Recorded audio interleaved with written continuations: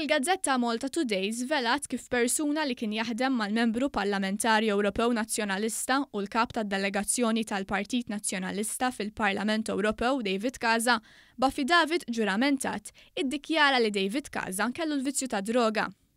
Il-Malta Today ra d-dikjarazzjoni tal-ex assistent ta' Casa li bejn l-2009 u l-2017 f'perjodu fejn it-tnejn kellhom relazzjoni mill-qrib ħafna, David Casa kellu l-vizzju ta' droga.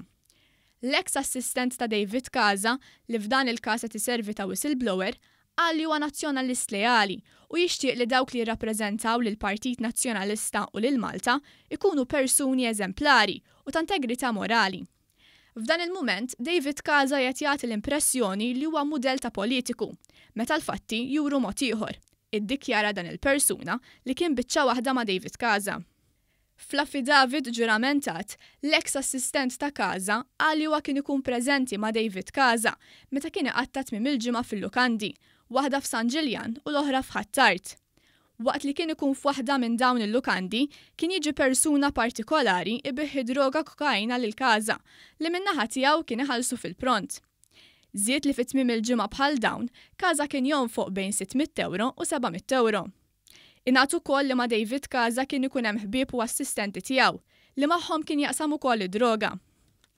F'sessjonijiet bħal dawn, David Casa kien jitkellem ħafna u jkun fuq tiegħu iżejjed u kien jikkonsma ħafna alkoħol u jpejjeb ma' dawk preżenti, kompla jiddikjara b'ġurament l-ex assistent ta' Casa. Kompla jżid li l-vizzju ta' droga tant kemm ħakem lil David Casa li ġieli kien anki jitlef attivitajiet importanti, bħal attivitajiet politiċi importanti. F'affidavit il-whistleblower qal li ġieli kienu kun hemm okkażjonijiet fejn Casa ġieli ħad droga fl-uffiċċju li kellu fid-dar ċentrali tal-Partit Nazzjonalista, iżda ma baqax wara Settembru tal-2017.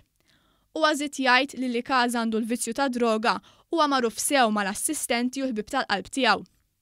L-ex assistent ta' Casa qal li qed jieħu dan il-pass diffiċli, iżda fl-interess tal-verità u fis-sewwa li jemmen fiha.